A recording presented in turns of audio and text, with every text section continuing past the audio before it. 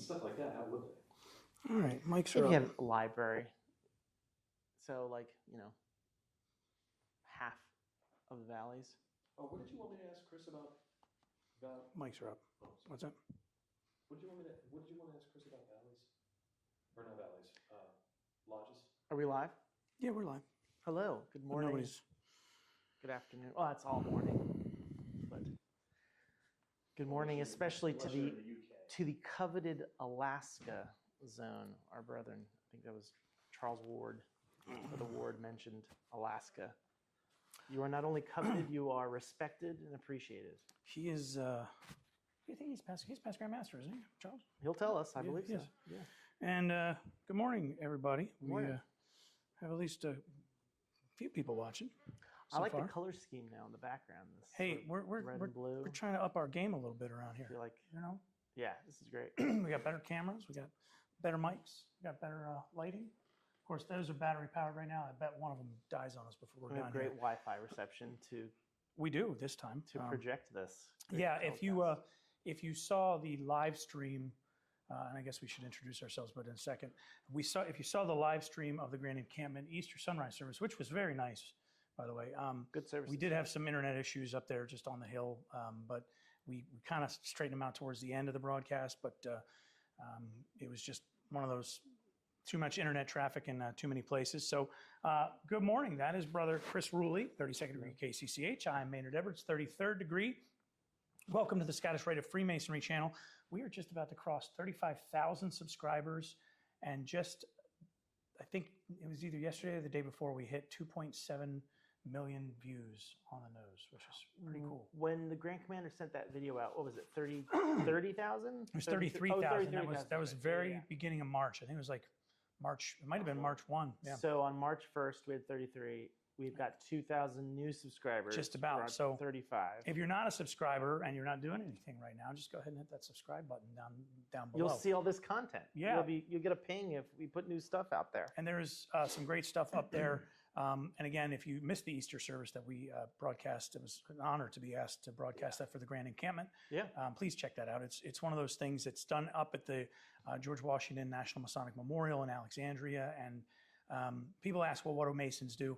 That's one of the things that we do. It's kind of a cool thing. That we do. Right. And we also answer questions.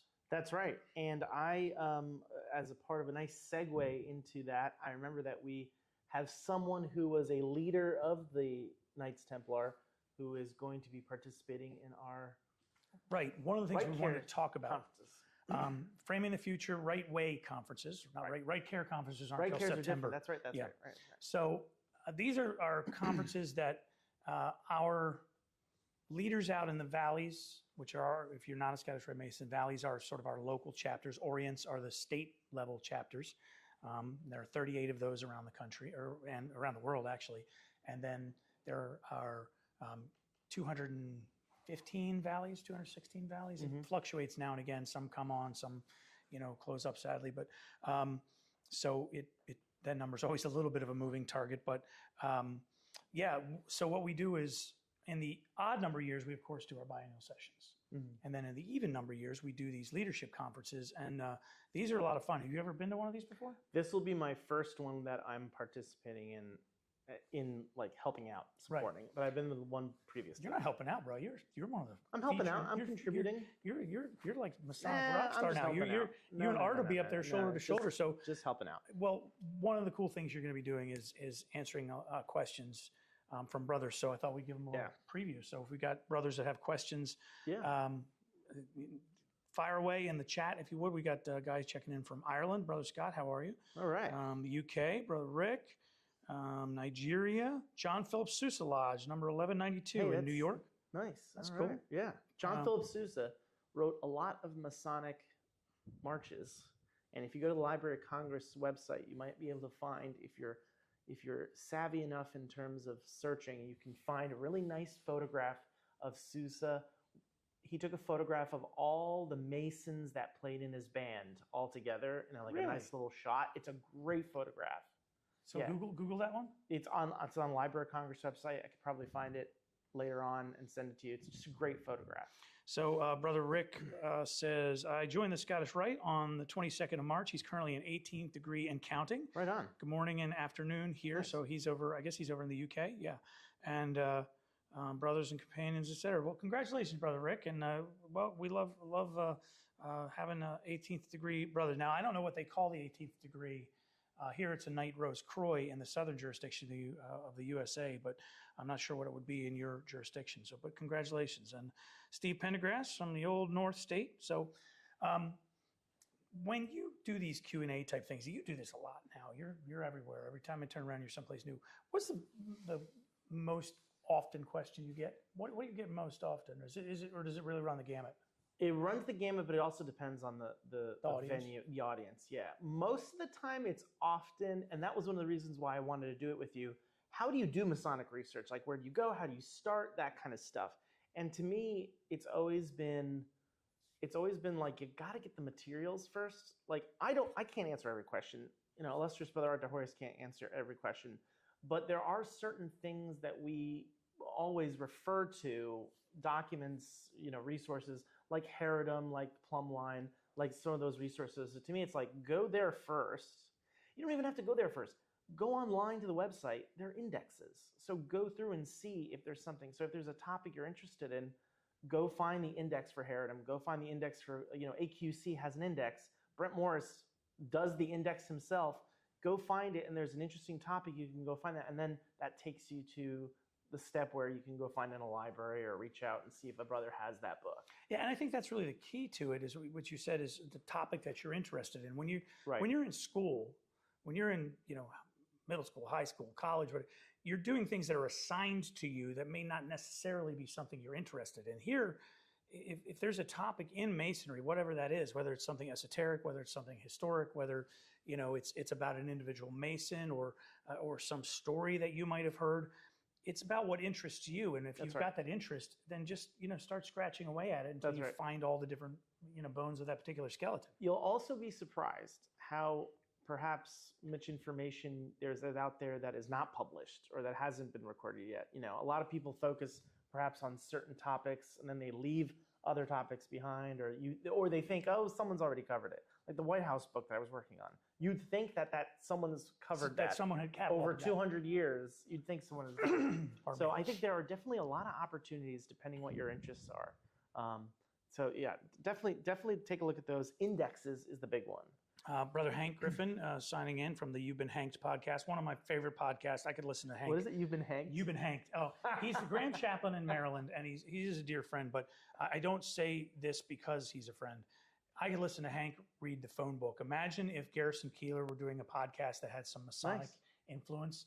He's a wonderful storyteller. It's different than every other Masonic podcast out there, so please do check that one out. Brother Mike LaRocco from the New Grand York. Lodge in New York. Hey there. The Livingston Library up there in New York. If it's 9:40, Mike should be working right now. He's working. He's working. This is research. He's hanging with us. Of course. We love him anyway. I got to go up there and hang out with him a little while ago, and like, there are bucket list places that Masons should go to. The House of the Temple, where we are today, is one. By the way, I don't know if Brother Dean Albin, our Director of Membership Services, knows. We took over his office, so moved all of his furniture around. We literally took a picture off the wall because it was glaring too much. One of the things I want to do is one day Dean walks in and everything is slightly miniature. Like, we replace all of his furniture with slightly miniature version. Anyway, go ahead. Or glue it to the ceiling like rock bands used to do. Yeah, that's so, but the Livingston Library in New York and the Grand Lodge in New York, that's another bucket list for Masons. So if you're up there, you know, try and make arrangements. I haven't been there yet, but I am speaking in September on Lafayette. So that should be a fun event. I hope people come out and visit. So here's a question from the Man in Black. Joined Scottish Rite. He's joined the Scottish Rite and will start this August. So I'm guessing he will start a reunion in August. So he's a petition with a new class. I was told the North and the South are very different. If I moved to the South, would I have to start over? Why is that? The short answer is no, you wouldn't have to start over. Right.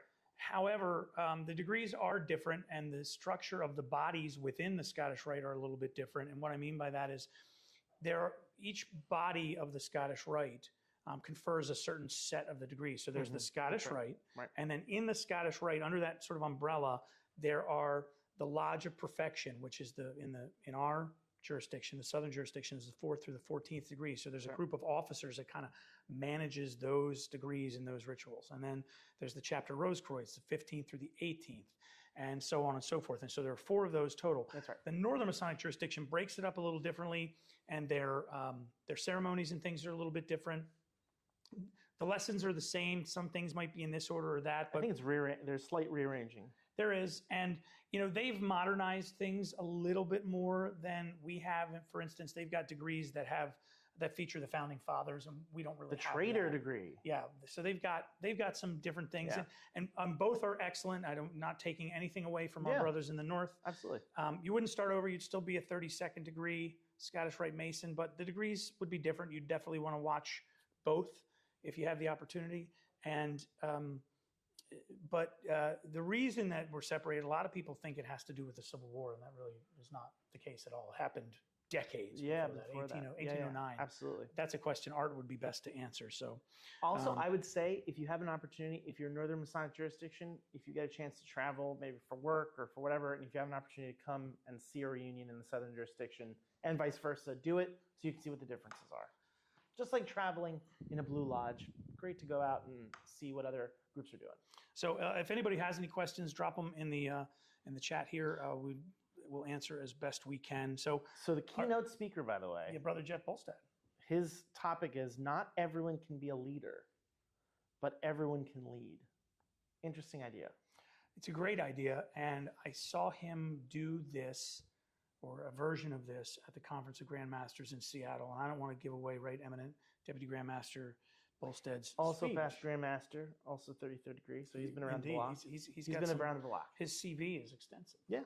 But it's an excellent speech, and it takes the approach of sort of servant leadership. And I don't want to give away too much more than that. So I'm hoping that we'll be able to share some of the video later on down the road after the conferences have wrapped up. But it's really, and he's a very inspiring guy to watch. So that's a cool one. Nice. I'm going to be talking about Masonic content, and then Brother Bob Weatherford, who is in one of our more recent videos talking about Masonic restoration. He and SGIG in Mississippi, Bill Sloan, both extraordinary brothers. They're going to be talking about, Scottish Rite membership and membership in the fraternity. Really, what we do does matter to people. It matters to our communities. It matters to our brothers. And they're going to talk about how to handle it a little bit when sometimes those guys are dissatisfied or they even walk away from the fraternity. How we can bring them back, so to speak. And That get was a them- good video, by the way, at the conference you did with Bob about how many people he brought back, and then there was that brother who was there with. Yep, and Brian, Brother Brian, and he's now the junior Grand Warden in South Dakota. Can you so it's- imagine? Right, That's you're out, wild. you're done, and then you're on the way Yeah. to being. Well, I do think there is something to be said about Masonry you may not necessarily, you may have perhaps joined Masonry at a time when you were younger, then you had kids and you have other responsibilities, and so as you're looking towards, as the kids are heading out, or maybe they're getting older and you're spending a little less time on them, you have more time. I think that's something that we should be perhaps pushing out and talking about, like, hey, maybe this is a good time to come back to the lodge, find a way of engaging. Yeah, I mean, my kid is an excellent example of this. He's a Master Mason. He's a Scottish Rite Mason. I think he's still the youngest Scottish Rite Mason in our jurisdiction, and he's active with an asterisk. He's also in college, so he's a student athlete. So there are times when he's just not available for several months at a time. Sure. And that it's not bad, and it will be always something that's there for him. And when there's an event, like there's a steak dinner coming up at his valley, or one of the lodges that's served by his valley, and we'll go to that, and we'll go to things as we can. But like you said, when he's a little older and he's more established and maybe married, and God forbid, I'm a grandfather and he's got a kid out there, it's just I said it out loud, and then I felt all the blood drain from my head. The kid's already spending me broke. He doesn't need to have kids and make it worse. He'll be able to be more active. He's like, maybe I could be the worshipful master of a lodge while I'm in college. I'm like, don't do that. That's I feel like there's a perception out there where it's like you join Masonry and you have to stay and do it constantly, and if you don't, it's going to be bad. No, you can take a break and really focus on the things that are important. And also, there's other ways to contribute. Like, I would rather you stay and pay your dues and can keep up your membership. That way, you might not necessarily be there, but if your lodge is having financial problems, paying your dues is a great way to contribute to help your lodge out. Pay your dues, please. One of the questions, one of the comments I guess we get from the Tinfoil Hat Society, which I have politely dubbed the crazy people who think Masons are like some nefarious cult or whatever. One of the questions they get is, "Oh, you're never allowed to leave. They'll kill you if you leave." If only that were true. I mean, I say that in jest. People leave sadly every single day. And for different reasons. Yeah, for very different reasons. Sometimes they're social. They just don't find what they're looking for, and that's okay. Yeah. And they're sometimes it's a financial, which is sad, and we always can help with that. So if you're a brother who's in that situation, let us know. And there are reasons, but people leave every single day. But people also join every single day too. Right. So that's right. We got a bunch of questions here. Nice. And this is a good one for folks who are not Masons, but maybe thinking about it. Is what is the difference between Masons and Scottish Rite Masons? It's a good question for folks who are on the outside. So you're the how would I answer? Yeah, you're the historian. To me, it's like you start off as in a blue lodge. It's called, where you get the first 3 degrees, and then at that point, it really opens up. Some people, I know brothers who are just like, I'm here in the craft lodge. I'm in the blue lodge. This is the thing I like to do. Perhaps they've gone and tried other groups. They're called appendant bodies. They may have tried the Scottish Rite. They may have tried the York Rite, Knights Templars, Shriners, all those things that you can do. Some guys like to stay in the blue lodge. Some guys, nothing wrong with that, went through the blue lodge experience and said, this is awesome. I'm interested in learning more. And then they go into the York Rite. They go into the Scottish Rite. They join the Shrine. They do all, the High 12 or like lunch clubs and all these different groups. And so you may not necessarily, when someone says, oh, he's a Scottish Rite 32nd degree. What happened in the Killers of the Flower Moon? I'm a 32nd degree Scottish Rite Mason. I'm imbued with responsibility. Right. Well, that just means that he joined the Scottish Rite after he became a 3rd degree Mason. That's it. Right. I mean, there's no other, particular thing there. So if you're a Master Mason, you're like everybody else. And then folks may find interesting to join, the Scottish Rite. They may find, I had a past Grand Master recently who joined the Scottish Rite. He was past Grand Master. He was doing other stuff. He didn't really focus on York Rite or Scottish Rite. And then when he became Grand Master, he then applied and joined the Scottish Rite. So it doesn't necessarily mean that you have to join. Like, these things are all appendant optional things after the 3rd degree. Yeah, and I think of it like this. Each of our symbols, and if you're not a Mason, you've obviously seen some Masonic symbols. They're on this channel all over the place. Whether you're talking about the square and the compasses or one of the many symbols you might see associated with Freemasonry, each of those has sort of a symbolic, allegorical meaning associated with it. But then there are folks who want to go further and explore that a little bit more and do a deeper dive on some of those things. And that's where the Scottish Rite comes in, and to some degree where the York Rite comes in. It continues those stories and those allegories. So to put it in sort of pop culture terms, imagine you went and you saw Star Wars. Okay, Go on. Tell me more. A New Hope. Sure. So you could watch A New Hope and never see another Star Wars movie and be just fine. You've gotten a complete story. You saw the story. You saw the story. But then they say, well, here's The Empire Strikes Back. It carries the story a little further. And then here's this other group of stories that happened before. Yep. Oh, prequels. Yeah. So that's sort of what the Scottish Rite and also the York Rite do, is they take those ideas and they build upon them, and they go further down them. And I always say that one of the things that the Scottish Rite does, and I don't want to say better than Blue Lodges, I think more does differently than Blue Lodges, that the Scottish Rite causes you to ask yourself questions that only you can answer about how you fit into your world, how you fit into your, whether into your faith, how you fit into your community, how you fit into your own family. It causes you to ask those questions, to be more deliberate in deciding who you want to be. Right. If that makes any sense. Like, making I know Pike gets roundly blessed and cursed, but one of the things that he, and I'm paraphrasing here, that he talks about is this idea that being a good person is not a destination where you land. That's right. Where I'm good. I've finished, and here I am. I'm complete and good. It is a choice that you make on a day-to-day basis, That's right. and that you have to wake up, and it has to be a habit. That habit of morality, that habit of goodness, and that, and really, I think the Scottish Rite explores that. Yeah. And I think the York Rite does too, in sort of a different way. And it's sort of different versions of similar stories, if that makes any sense. I don't want to be, I mean, yes, obviously it's a Scottish Rite channel. I think everybody should join the Scottish Rite, but I also don't want to take away from what anybody else is doing, because I think the rising tide raises all ships. Of course. And by the way, if you join a Blue Lodge, you get the third degree, and then afterwards you go off and you see that you find something more interesting in Scottish Rite, and you stay with it, you are also inherently supporting your Blue Lodge because you're keeping it up. You would hope that you attend those meetings as well, but you're still involved in Masonry. So to me, I'm just happy when people are still involved in Masonry, even if it's not necessarily in the Blue Lodge or vice versa. Yep. They might not join the Scottish Rite, that's okay, but at least they're along in Blue Lodge. And then if they're interested over time, they find more interest and perhaps they're curious to learn more about it, they can. Can I show you something? Please. Yesterday, I was doing some research on the origins of Scottish Rite, and I wanted to map out the development because I had a brother reach out to me, I think through,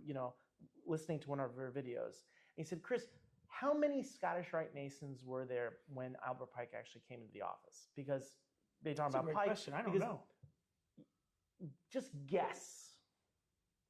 5,000? 500. That's it? There were 580 something according to the history book. Now, I actually had to go through the transactions and proceedings to find this. In 1878, so Pike becomes Grand Commander 1859, I want to say. I believe that's right. Or 1857, he becomes Grand Commander.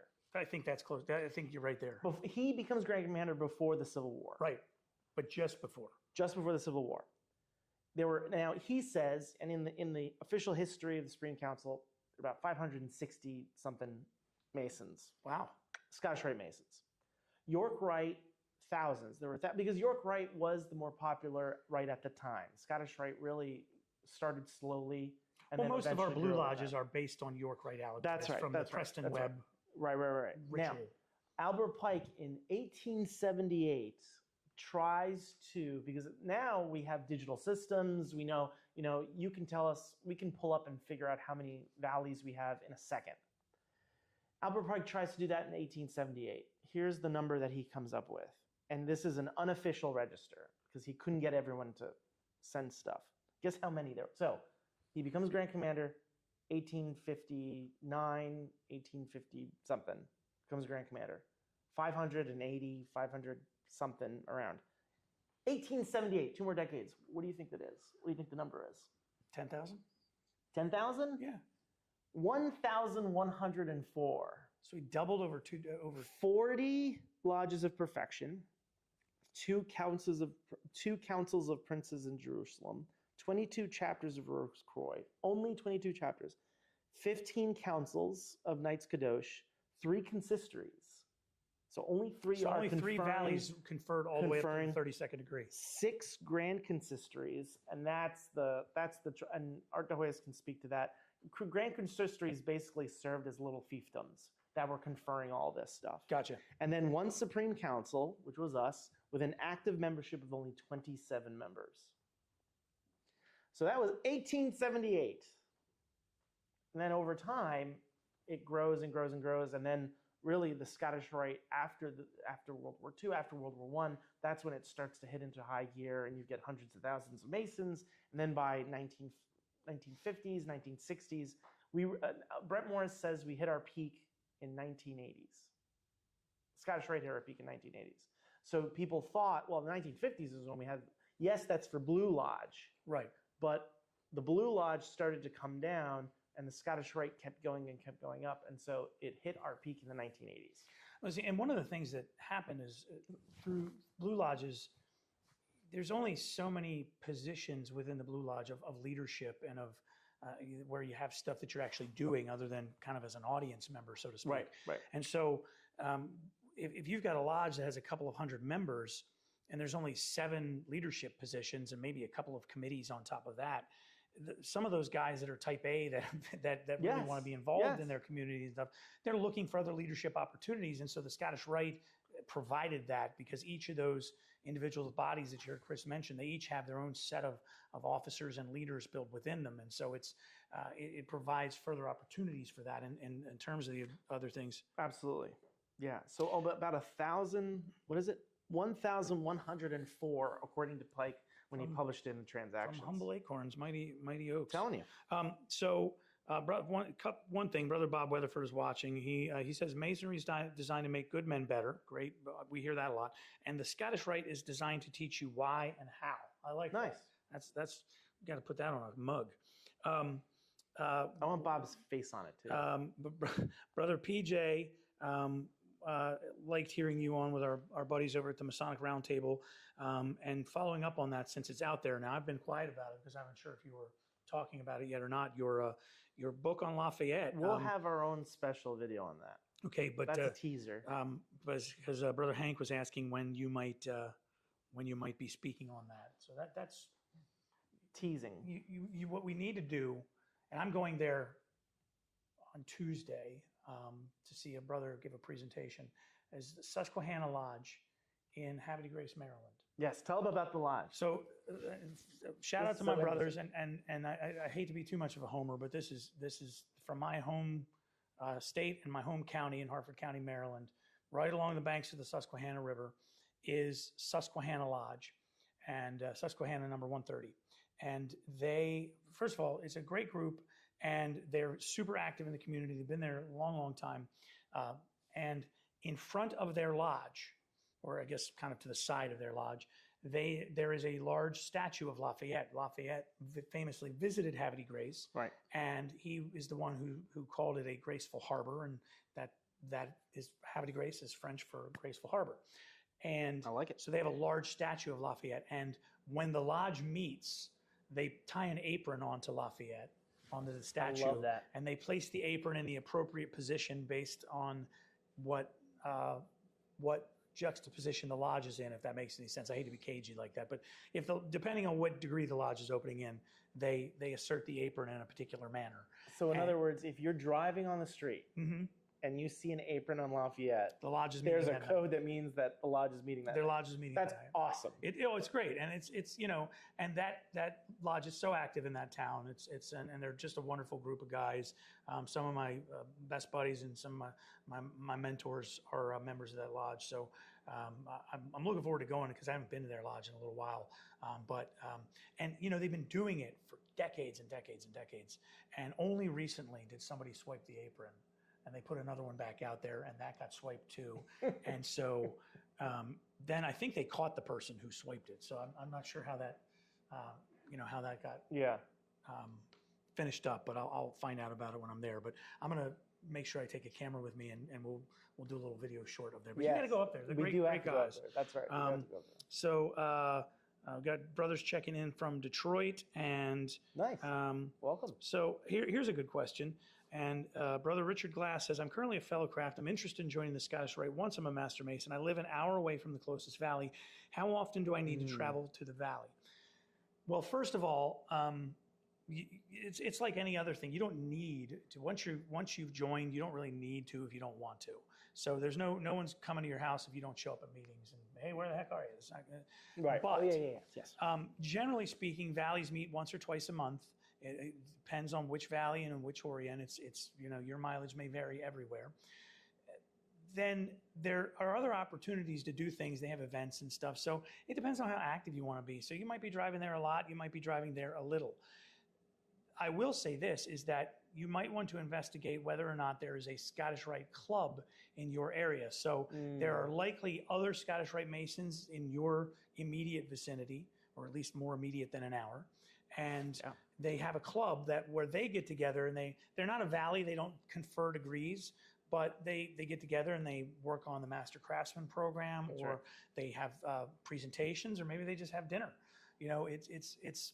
It could be any or all of the above. And if there's not a Scottish Rite Club in your area and there are other Scottish Rite Masons nearby, you might want to talk to your Valley Secretary, Personal Representative, or SGIG about possibly looking into it. And Scottish Rite Clubs, and we're going to discuss that a little bit at the leadership conferences coming up, the first one this weekend. And if you're in Salt Lake City, we'll be in Salt Lake City this weekend. So yeah. Is that is that on the first day? It'll be the second day. Oh, second day, okay. Yeah. So, but if you got other questions, brothers, please jump on. Your question was, his question was, should I, how his long? question is, how often do I need to go to the Valley? Right, okay, yeah. Depends. But, and it's like a Blue Lodge. You don't have to go every night, but, we want you to come. Here's what I'm going to say, just to keep everyone happy. Finish your third degree first and see what opportunities there are in your Blue Lodge. Once you see what opportunities are in your Blue Lodge, if you have opportunities to grow and advance in your Blue Lodge, great.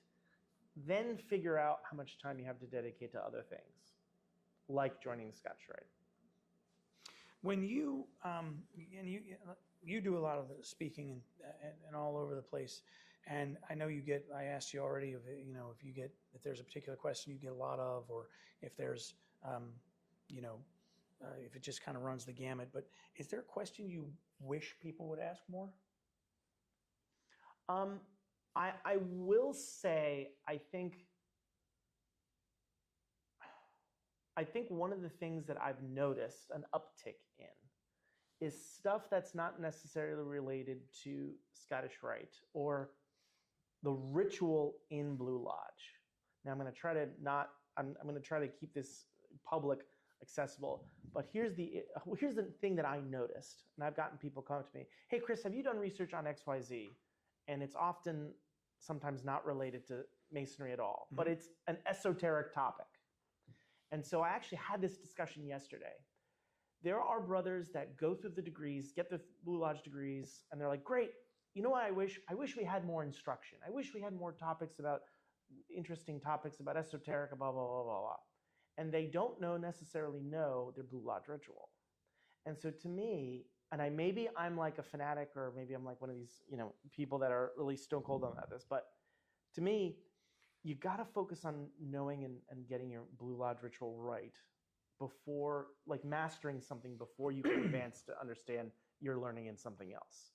So there are a lot of guys that are like, man, I'm really interested in the Ouroboros. I'm really interested in alchemy. I'm really interested in transcendentalism. I'm really interested in all these topics that you can find online, not related to Masonry.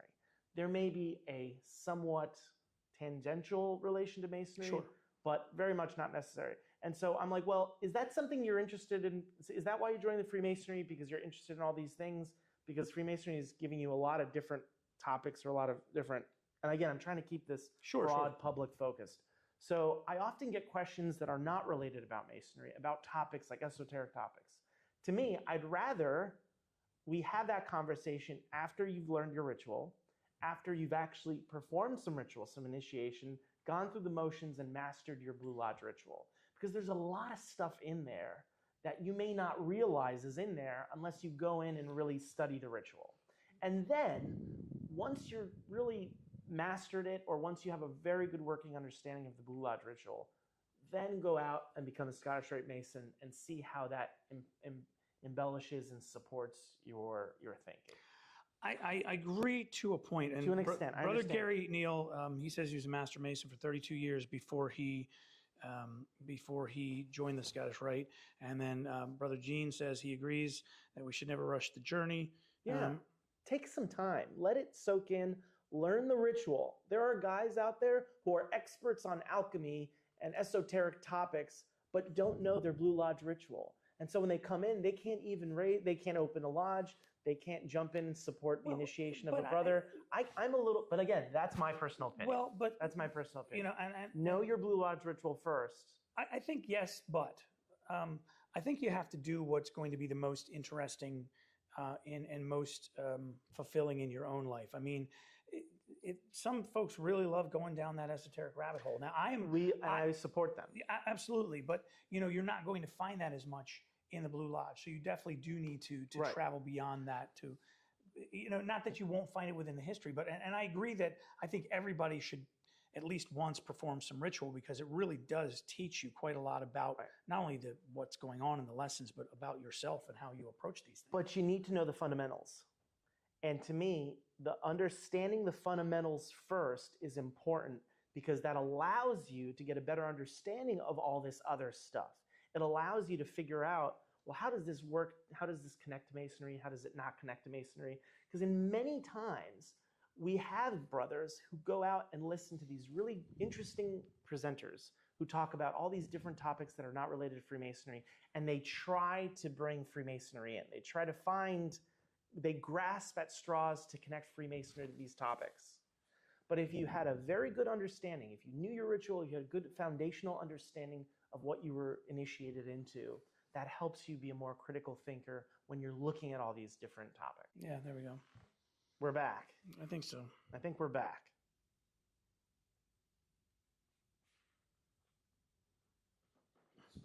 See, I went criticizing the other. All right, You sorry about that, criticized- fellas. We lost our internet connection here in the house of the temple. Are we good? Yeah, I think so. Sorry about that. Okay, so what I was saying was, so I don't know if a lot of people know about this, but I joined Freemasonry because I was interested in the esoteric stuff. I read a lot about it. I dove in. I mean, I knew more about alchemy and stuff certainly before I was a Mason. What I found interesting, though, is through that Masonic education, through going through the degrees and then seeing what has been talked about and what has been discussed, I found a knowledge or an interest or an appreciation of history. And so I shifted, after I became the third degree, I shifted on the history because, at least in my lodge, there was a need for documenting and preserving this history. And then through that need and process, I found that I really enjoyed doing this. And then I went into history. But to me, like, I loved having those conversations about esoteric. I can tell you why Mackey was not necessarily a great esotericist and why his encyclopedia is not that great. But some people join Masonry. Flame him, not me. Join, okay? but all the egghead Mackey lovers out there, flame Chris, not Maynard. Thank you. Anyway, some people join Masonry to learn more about that esoteric stuff. And to me, that's great and I appreciate it. One of the things you became a Mason for in your obligations is to help support brothers and to help support your lodge. How do you do that? Well, you do that partially by contributing to your lodge, helping your lodge out either financially or physically by being there, and to help make Masons and to help talk about Freemasonry in a way that supports the fraternity. So to me, it's sort of like, and again, this is not a good example, but it's sort of like I'm an accountant. I'm a lot like an accounting student. I went to school for accounting, let's say. I'm not really, but I'm just using this as an example. Let's say I went to college to become an accountant, and then I spent all my time in theoretical physics. And then my employer, who's going to eventually ask me to get a job, is going to say, okay, great, what do you know about accounting? Well, I go, well, I don't know a lot about it because I spent all my time in theoretical physics. But you joined, you applied, you enrolled to college to be an accountant. Focus on your accounting practices, focus on the fundamentals of your work, and then go off and do those interesting, side or interesting, classes that you want to do, your elective classes. But focus on the fundamentals. I absolutely hear what you're saying. That's what I'm saying. I don't even necessarily disagree with you. I just think that everybody has to kind of follow their own path and whatever that leads them to. So, by the way, I'm not saying that you have to be a Mason for a year and then you have to do all, you have to do all these things. Or something. Figure it out. Figure it out yourself. Find the things that you're good. But when you're going to have an esoteric conversation, at least with me, please know your Blue Lodge ritual first. Brother Michael LaRocca says esoteric isn't the most exact word. He says deeper philosophical or spiritual are better terms. And I think I tend to agree with that. I agree and with then that. It's about finding who you really are and what you're capable of doing. And I do hear what you say about serving others, and you got into Freemasonry, and part of it is about serving lodge and serving others. And here's my caveat to that, is you have to put your oxygen mask on first. I have to be one of the better versions of myself before I can go walking around trying to help everybody else. So, and that's not to say that you can't walk and chew gum at the same time. And I've mixed as many analogies as I can in the last 30 seconds. We're really bad at this. But I need to improve myself to a certain point, and however I do that through the craft, whether it's this rite or that rite or this shrine or that temple, is going to help me so that then I am better enabled to be Yeah. more helpful to others. The Blue Lodge Um, ritual gives you a lot of information. It does. There's a lot in there. It's But there's nested. also a lot left out. Agreed. And Nested. That's a good way to put it. Nested. You I know, like that. It's in there, and and the other thing is, Blue Lodge ritual does open you up. It's a doorway to other interesting ideas and interesting philosophical topics. Tristan asks, does Freemasonry help you travel? There's when you say travel to that's when you say travel to a Mason, it might mean it's something a little bit different.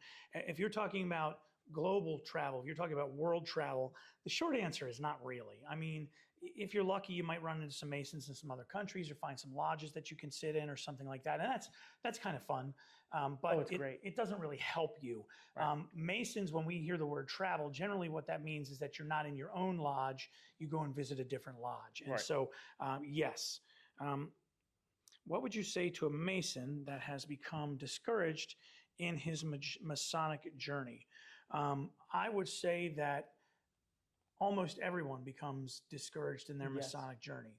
And what you have to remember is the obligation that you took and what that meant to you and to God and to, to your brothers. But you also have to realize that pushing through some of those is part of one of the lessons. I was a trustee in my lodge, and one of my dearest friends who's since passed, Jim Davidson, he would say, if you want to get somebody pushed out of lodge, first thing you do is you make them a trustee, and they'll quit pretty quick. Because it's a rough job, and you get beat up from everybody because this light bulb's out or those paper towels aren't where they belong. Or I see. Something like that. The trustees are the guys that manage the building. Building managers, right. And so, and I was very frustrated by it. And then I kind of took a step back and, why am I doing this? And the original reason I got into Masonry was to learn more about leadership and things like that. And so this is part of the lesson. So if you're in your lodge and you're not having the experience that you want, then the odds are that someone else in that lodge is in a similar boat as to you. So my suggestion is not to back away, but to lean in a little more and to say, and go to the worshipful master and say, hey, I'm not getting what I want out of this. Here's what I would like. Right. How can I help make that happen? Right. So if you're a guy who thinks there should be more fish fries on Thursday nights, that's great. Step up and start helping out with that. Yes, that's hard. Yes, that's challenging. But I mean, did you get into this because you thought it would be some super easy thing to do and you could just walk around saying you're a Master Mason? Or did you get into it because you wanted to go do something? Yeah. And if the answer is A, well, don't know what to tell you. But if the answer is B, show up and put your shoulder into it a little bit. Lean in is my suggestion. And maybe that's not what you want to hear, but that's where I am. So the question is a little broad because it doesn't say, is it because it's a blue lodge or is it? Yeah. So here's the thing that I'll say. A lodge, and this is like definition 101, a lodge is not just a physical place. No. It is a group of people. And a lodge, Coke. like a group of people, evolves and shifts over time. Absolutely. There are periods in my lodge where I can say, man, we had some tough times. And it evolved over time. People came in, people came out, new personalities came in. So if you're having a tough time right now with your lodge, consider the fact of take a look at it. Is it because there's new people coming in? Or is it people are left out? Or people that died? Has the lodge shifted its personality? Has it evolved or devolved or whatever? If it's shifted and you think you would prefer, if it's shifted and you think maybe there are other places I should go to, I would recommend perhaps taking a step back out of that Blue Lodge or wherever you're in, seeing if there are other opportunities in other organizations like the Scottish Rite, your local valley, like the York Rite or whatever, seeing if that fits a little bit more of your mold. The other thing is, you as a Master Mason can travel and demit and apply and affiliate to different lodges. So if you're like, man, the guys down the street or in the next town over are doing some really interesting stuff that I really want to be a part of, you can take a little bit of time out. You don't even have to demit. You can stay where you are as a member of that lodge and go to and affiliate with that other lodge and focus your time in that other lodge if you find that more interesting. I've seen it done. I've done it myself. I demitted from the lodge that I was in, and I moved over to a different lodge that shared more of my values at that time, and I enjoy it. And to back up your point, which I agree with completely, Brother Michael up in New York, the Livingston Library says, I see brothers who never visit other lodges or other organizations. It's silly to be a traveling man and not travel. You know, there's some, It's wild. there's some definite truth to that. You have a dues card. That dues card is the most important thing you have because that allows you to travel. And sometimes it's electronic, and that's what you were doing a presentation. I did do a presentation on that. Electronic dues cards. So we are about ready to get on the road tomorrow morning, and for me, tomorrow afternoon for you. We head to Salt Lake City. We'll be in Salt Lake City this weekend. And then in 2 weeks, we'll be in Kansas City. Looking forward to that, home of DMLA International. So hopefully you'll get to visit headquarters of that while we're out there. Get a shout out to all my DMLA dads out there. And then we'll be in Jacksonville, Florida, the first weekend in May. It's going to be a lot of fun. We're going to get to meet a lot of brothers. We've got several hundred brothers coming over the course of those 3 different locations. We've got a lot of great information. And if you are watching this and you see this, please make sure you come up and say hi to us. You're doing the Q&A, which is going to be a lot of fun. I'm talking about Masonic content and engagement. Brother Bob Weatherford is talking about why membership matters and how to stay connected to those brothers who are out there. So it's a lot of great stuff. Right Eminent Deputy Grand Commander of the Grand Encampment, Jeffrey Bolstad, is going to talk about basically the idea of servant leadership. And not everyone can be a leader, but everyone can lead. We've got so many great, we've got our development team is going to be talking about fundraising. We've got Miss Rita Daniels from North Carolina, who's going to be talking about the do's and don'ts of what needs to be on your website, your Facebook page, those kinds of things. Brother Daniel Robinson, who is the personal representative in Montgomery, Alabama, great guy. And very young, energetic person, and he's talking about Master Craftsman Online College and how it can really enhance your Masonic journey for Blue Lodge Masons as well. If you're a Blue Lodge Mason, you can, and you're not a Scottish Rite Mason, you can join the Master Craftsman Online College, so mastercraftsmancollege.org. And illustrious Brother Terry Wester from Alabama is going to be joining us to talk about Masonic ambassadors / diplomats, whatever your nomenclature is, and the real key, the real big thing, and I'll ask you this, is our Grand Commander, Brother James D. Cole, who's been so supportive of all the things that we do in membership and on the channel, is just a wonderful person to work for and work with. He's doing basically a town hall style meeting. So it's going to be open discussion, and what do you want to talk about? And my question is, what would you ask the Grand Commander? Now, I know we get to talk to him with some frequency since we're here in the building, we see him, but what would you ask him? I'm always curious about, sort of the engagement between Prince Hall and Northern Masonic jurisdiction. I think you mentioned it about traveling. Love to hear how that's going. Love to learn a little bit more about that. I'd like to travel to visit New York and different places and see what I can participate in. I'd love to engage more with our Prince Hall brothers. So, thoughts about what he wants to focus on. How do we engage with them? How's a way to make it a little bit more unified? I mean, we're all Masons. At the end of the day, we're all Masons, and being an opportunity to engage with Prince Hall, and it's just a great thing to do.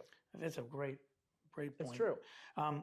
Before I give you my same answer, Hermes was right.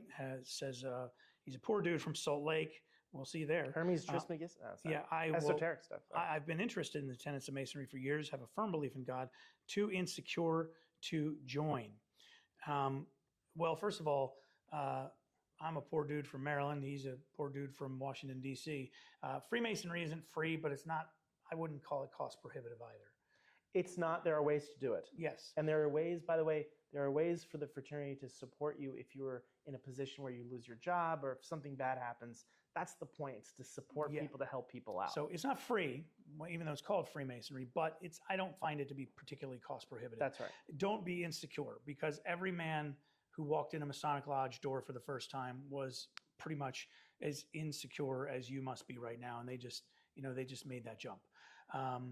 Some people, they were around people who were brothers for a long time, and then they decided, like my kid, everybody in my lodge is like, they're like his surrogate uncles. So it was pretty easy for him. But for most people, walking in that first time is a little daunting. So just, I don't say this to be insulting, but zip up your man suit and go in and meet the guys. They will be warm and welcoming. I can assure you of that. 2 points on that. Number one, I have well, actually 3 points. Mansud. Okay, number two. I've never heard of a Masonic lodge saying no to having someone visit and talk to the guys and learn more about Masonry. Yeah. I have never heard that before. Now you can't come to a regular meeting, a regular communication. But That's for brothers you can only. come for dinner. Yeah, you can meet the stuff. guys. If there's social events, I've never heard of a lodge saying, no thanks, this is a public event, but you're not allowed to. There will absolutely. Number two on that is, please, please, please, if you're interested in Masonry and there's a lodge hall or a lodge down your street or in your town, visit that, great. But also check out others. Do not just go to the closest one because it is the closest one. Take, a 15-minute drive, 30-minute drive, 45-minute drive. Take a look around and Great see advice. and really see, because again, every lodge has its own personality. Every lodge, it's like you don't know. I mean, if you are fortunate enough to go to college, you usually tend to not just apply to one college and really hope you get in. You take a look at different colleges. They all have different personalities. They all have different interests, and so take a look born around. smart. I didn't have to. So, but I mean, for you, Born smart. obviously, you had to. Listen. What Come are we on, going to do? I agree with you 100%. And this is my advice to anybody: is one, exactly what Chris said. Don't just go to the lodge closest. Because it's helpful. I'll tell you it's helpful. Well, it might, but if you've been somebody who bowls every Tuesday night and the lodge lives closest to you, or that is closest to where you live, meets on Tuesdays, you're probably not going to go to lodge very much. So find one that works with your schedule and things like that. That's right. But also, don't just call a lodge and expect them to answer. They're not staffed during the day, generally speaking. There's usually only somebody there when there's something going on, which is only a couple of times a month, generally speaking. Now, sometimes they'll have a phone forwarded to the secretary or something like that, but calling is never a good idea. They're just not going to answer most of the time. Emailing sometimes can go into the email echo chamber as well. My advice is, if there's a lodge you'd like to visit, find out what night they do meet. Go on their website. Ask the Grand Lodge, whatever. Find out when they do meet. You can call the Grand Lodges because those are pretty much staffed in normal business hours.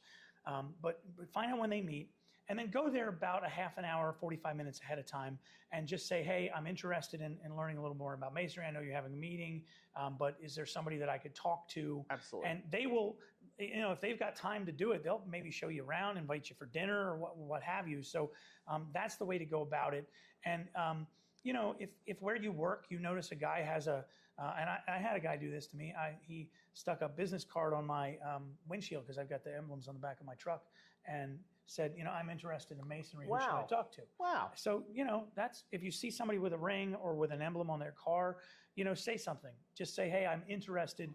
How do I learn more in this particular area? And if all else fails, you can always email us, membership@scottishrite.org. That's right. My question for the Grand Commander would be, and it kind of jumps on what one of the brothers in here said, is like, when were you discouraged? Here's a guy, he's been Grand Secretary, which is a terribly challenging job. He's been past Grand Master, Virginia, head of the Masonic homes there, all very challenging things, extraordinary, different aspects in his career. But and now is the Grand Commander of the Scottish Rite. And there's not very many of those in history. So, but through all of that, what has been the greatest challenge that you've had, or moment of discouragement that you've had, and how did you overcome that? Because I think that's a lesson that could be important to share. Good. So that's a good one. All right. Maybe he's listening and he'll take notes. Might I ask what? And I don't know if I understand this question before we wrap things up, because the one thing I said is, I'm so busy today, we have to keep this short. And then I get to talking with you, and we turn into a bunch of girls and talk all afternoon. Or men. Yeah. Girls whatever. or men. Let's be. Might I ask, supportive. What is the U.S. version of the SRIA? I'm not sure what SRIA stands for in this case. I think SRIA. Yeah, see? I don't see it. Last one. I'm not sure. Not sure. If you don't abbreviate it. Yeah, because we're not sure say the what whole that thing is. out But if we knew, we'd answer. But we don't. For a second, I thought he meant SRICF, but that's a little different. Yeah, no. Well, thank you. I'm looking forward to it. It's the Societas Rosicruciana. Oh, SRICF. Yeah. I think the he's talking about Rosicrucian Society of England. I think he's talking about the SRICF. Yep, that's somebody who jumped in and said, yeah. Again, Rosicrucianism. Yeah. There are connections to Freemasonry. That's an organization that's not necessarily directly Masonic, tied, no. but it's connections to Freemasonry. And, there's some overlap in sort of Certainly, terms of philosophy and symbolism. So, Yes. Masonry, especially in higher degree Masonry, borrows from a lot of different places. So, you've had 200 borrows and or years. supports. You've had 200 years of these guys going, okay, here's how we're going to connect this thing, and we're going to thread this thing. Yeah. People say that these degrees started, there were really principally 2 degrees, and then they added the Master Mason degree in. So people think that these things have been here for, centuries or hundreds of years. No, it's actually human beings writing this stuff down and changing it and adjusting it. I mean, we've adjusted our own Scottish Rite rituals in the Southern jurisdiction.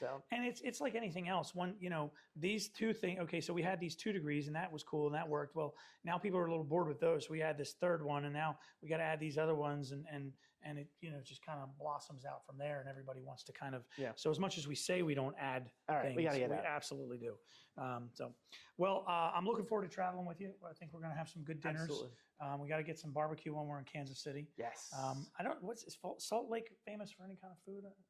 We'll find out. All right, we'll check that out. Or let us know in the comments. How about that? And, Jacksonville. Now, I love my brothers in Florida, and I was there recently, and I seriously, one of my favorite places in the world is to go visit the valleys in Florida. Wonderful people, but you guys cannot cook seafood. You boil everything. I'm from Baltimore. Don't come here. You'll get killed, but it's dangerous, and you will. It's it's bad. I need a chalkboard for every time he puts his foot in his mouth. Okay, I know. I've lived here I've lived in Baltimore. Come to DC and visit the House of the Temple and the Masonic sites, but you go to Baltimore, take your flak jacket. But we know how to cook seafood, so you'll come for the crime, but you'll stay for the seafood. Okay, just end it. Just call it. I've worked on radio and TV in Baltimore my entire life. I've got free reign. Fry sauce. Okay, so the guy from Salt Lake says they're famous for fry sauce. I don't know what that is, but I'm intrigued. Is that and you have my attention. On fried foods? I think it's sauce for fries, maybe. Fries? Different kinds of fries. We'll whatever it is, we will have it. And we will have it, more importantly, with brothers. Look at that. Okay. Here, a couple quick questions before we go. Do Freemasons have any connections to Bohemian Grove? No.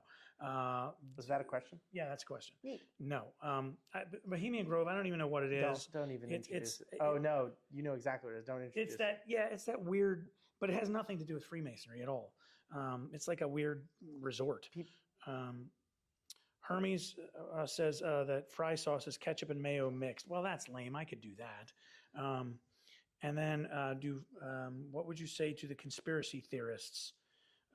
It's always one in the chat. Yeah.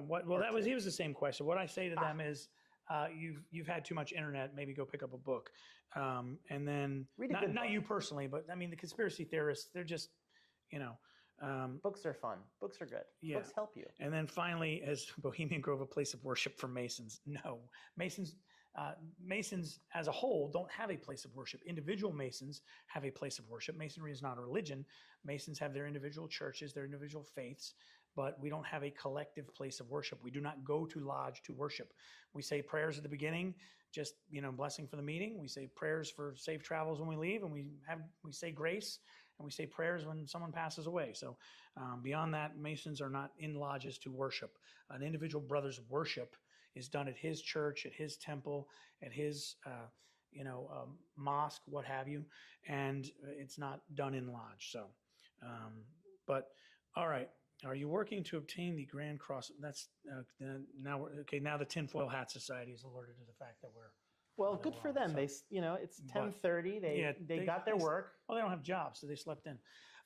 But you tell them I'm a little tired. Maybe my filter isn't functioning completely. I will say, please, if you're attending any of these conferences, by the way, yes, please do me a favor and go say and thank Maynard for all the work he's done. Not a lot of people might know this, but he's been leading the efforts of organizing these conferences, getting booking hotels and flights and so please do me a favor. If you enjoy the conferences, go talk to Maynard, give him a special thank you. Well, if you don't enjoy the conferences, I will like to be there when you tell him you don't like it. But other than that, but no.